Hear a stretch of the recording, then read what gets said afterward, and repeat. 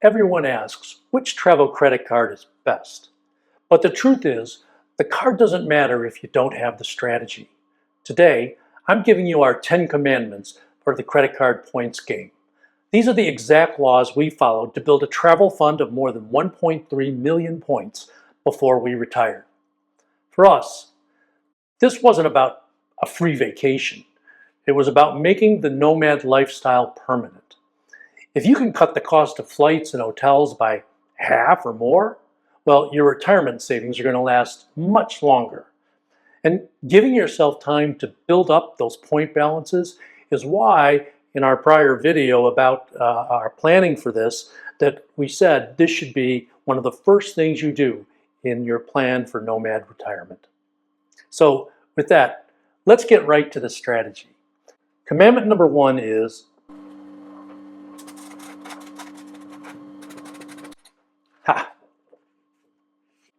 thou shalt not pay interest nor foreign transaction fees.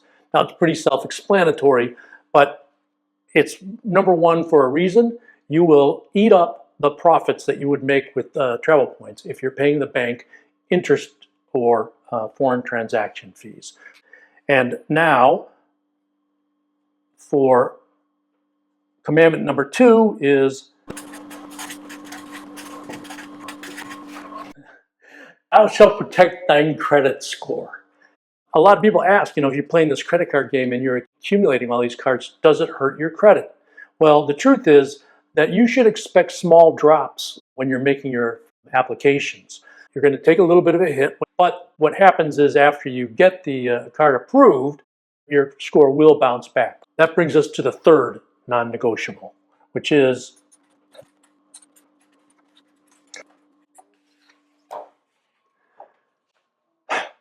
thou shalt not fail to meet a sign-up bonus requirement.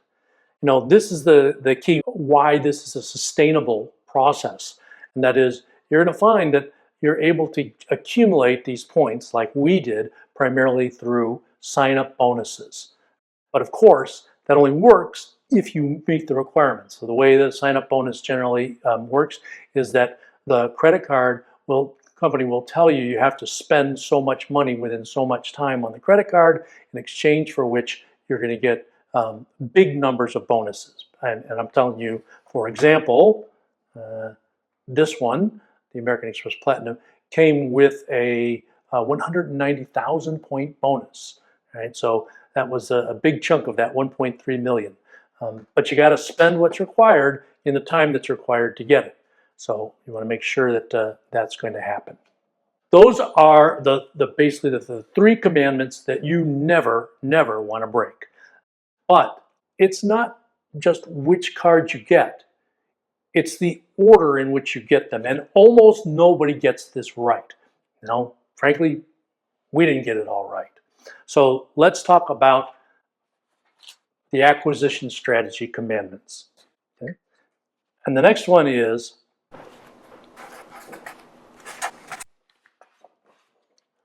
obey the bank's order rules. Now, what do I mean by order rules? Well, what you're going to find is that oftentimes some of the banks, particularly the banks that have multiple cards, they have rules about what bonuses are available based on what cards you have. And in some cases, like Chase Bank actually will limit the cards that you can get based on your prior opened accounts. The Chase Bank account rule is called the 524 rule. They only allow you to open 5 personal credit card accounts within 24 months. And the 5 accounts are not limited to Chase. So once you have 5 personal credit card accounts open within a 24-month period, Chase will automatically decline you for any subsequent applications. So that is probably rule number 1. And certainly if you focus on Chase Bank, you need to be aware of that, because it can many times dictate which cards you're going to be able to apply for. Now let me tell you about a common order rule that comes up, and this is one we almost get caught on, and that is, for example, with American Express, but certainly other banks have this too. they will limit your ability to get a sign-up bonus for a particular card based on other cards you may have in the family. So typically what that means is as the cards rise up in fees and benefits, they also rise up in the available sign-up bonuses. And in most cases, the banks that have that, their standard rule is that once you get the higher up sign-up bonus you get, you cannot then come back, usually within 2 years, to get a lower card sign-up bonus. You got to do it the other way around. So for example, remember I told you it was our first card was the American Express Platinum card, and we got it because it had this big bonus. What I didn't know at the time was that American Express generally has a rule that once you get the Platinum card, okay, you cannot get the gold card, which is below it, or the green card below that. So they have different subscription bonuses. Now it's a general rule, all right? And I say general because they make exceptions, which I took advantage of later. But it's certainly the case you want to be aware of. The next commandment.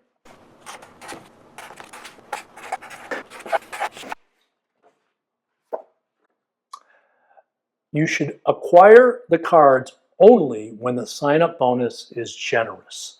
So what you'll see is these cards pretty much have sign-up bonuses all the time, but the bonuses can vary dramatically based on when you're ready to apply. So you want to do your homework beforehand, because for sure, the difference between, say, getting a 60,000 point bonus and a 100,000 point bonus on some of these cards can be pretty enormous. Enormous in terms of the nights that you get to spend or how many flights you're going to get. You know, you're talking about big value swings, and they happen regularly. So you're going to want to watch, and there are a lot of different websites out there that will provide the information, but you're definitely going to want to watch so that you can, you should only be applying for the cards when you're going to be able to get close at least to the highest offers. The next commandment is,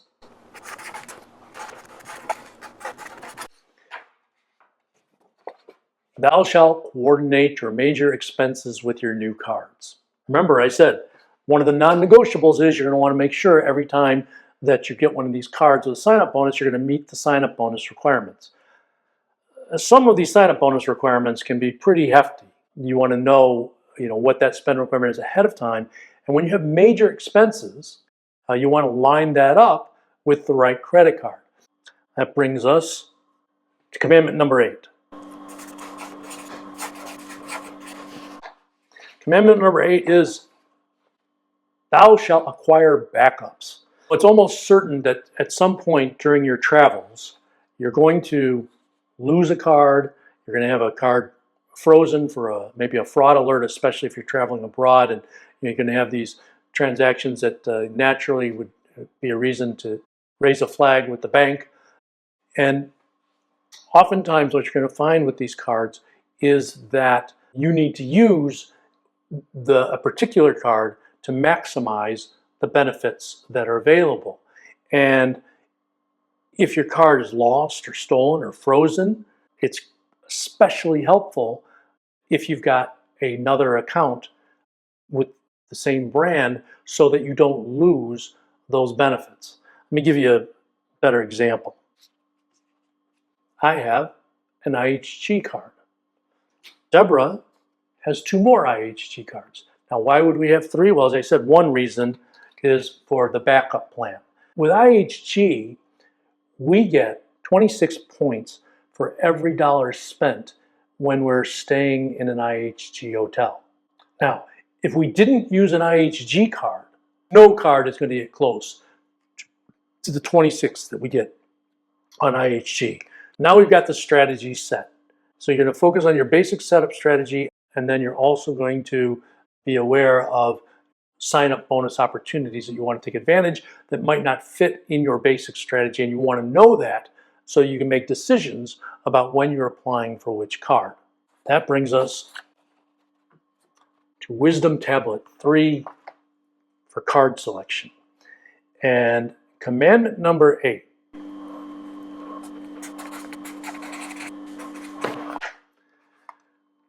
Thou shalt acquire only the cards that have benefits worth more than the annual fees.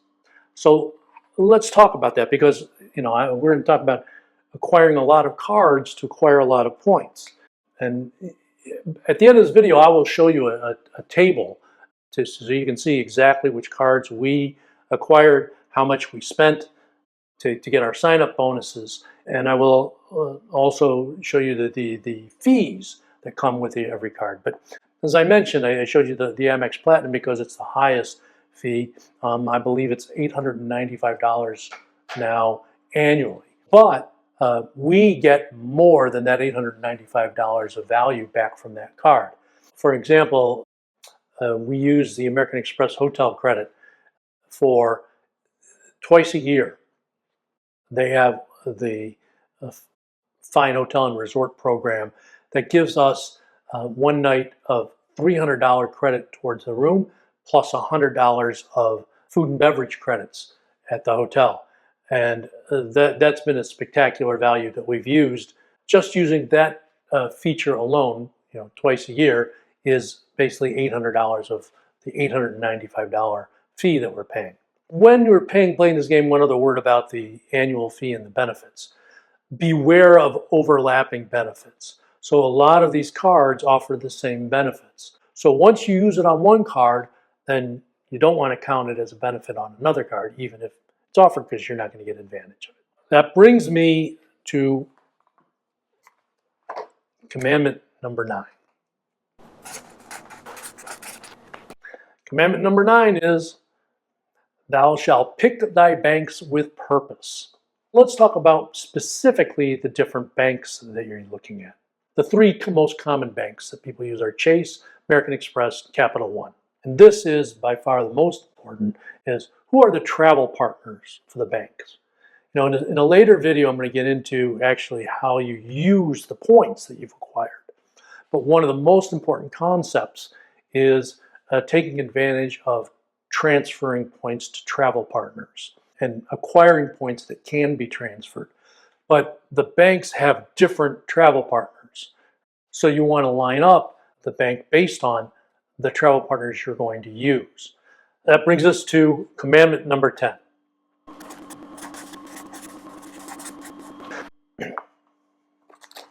Commandment 10. Thou shalt know from the start where is the end. Very important here. This is the key to the strategy. Okay? These cards work most powerfully when you use them together. And so you want to have a system to make them all work. And here are the important cards that I think every system should include. First, you want to have a premium level card for the benefits that it offers. And I'm talking about things like lounge access, travel insurance, the highest level of access. In our case, the American Express Platinum. Chase Sapphire Reserve is another very popular one. And the third one that I see a lot is the Capital One Venture X. But there are certainly other premium cards out there that you may choose. Second, you want an everyday spender card, the one that gives you decent points when no other card will. In the US, I use, cover my account number, okay, I use the Business Unlimited because we get 1.5 points per dollar spent. But I only use it in the US because the Chase Business Unlimited charges a foreign transaction fees. So we don't use that when we're abroad. When we're abroad, our default card tends to be the Chase Sapphire Preferred, which has a lot of different multipliers depending on the particular category of the points that you're using. You're going to want an everyday spender, and typically that everyday spender is going to be earning you points that can be transferred to all these wide variety of travel partners. We also suggest that in your lineup you have hotel brand cards. I've shown you we use IHG and Hyatt. I suggest that you limit your hotel brand cards to 1 or 2 at the most. More than that, you start diluting your ability to obtain higher status and the greater benefits that those hotels allow. Those are the cards, the basic cards that we recommend everyone have.